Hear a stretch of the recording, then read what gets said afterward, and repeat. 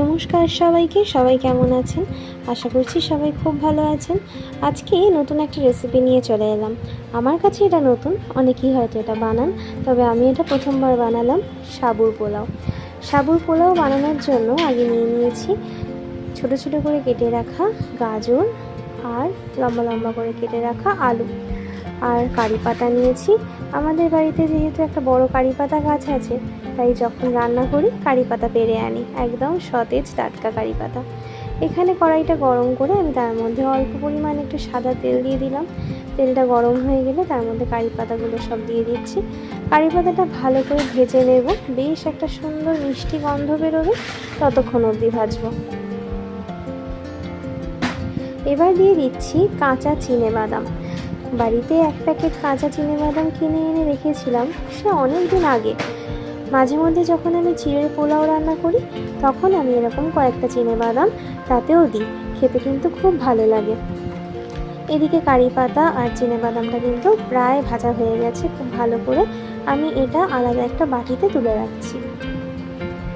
গন্ধটা খুব সুন্দর বেরিয়েছে। সবটুকু কারি পাতা আর বাদাম তুলে নিয়ে বাকি তেলটার মধ্যে আমি দিয়ে দিচ্ছি কেটে রাখা আলু আর গাজর। গাজর আর আলুটা ভালো করে একটুখানি ভেজে নেব। এর মধ্যে কিন্তু আমি আলাদা আর কোনো তেল দিচ্ছি না, যতটা কম সম্ভব তেল দিয়ে রান্না করাটাই ভালো, তাতে শরীরের জন্যও ভালো। তাই জন্য আলাদা আর কোনো তেল দিলাম না। এই তেলের মধ্যেই একটু চাপা দিয়ে ভাজবো, তাতে ভাজাও হবে, সবজিটা সেদ্ধও হয়ে যাবে।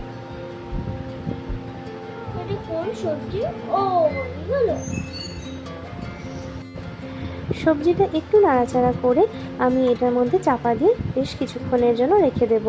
এর মধ্যে চাইলে আপনারা অন্যান্য সবজিও মেশাতে পারেন, যেমন বিনস, ক্যাপসিকাম বা অন্য যে কোনো পছন্দ মতো সবজি মেশানো যেতেই পারে।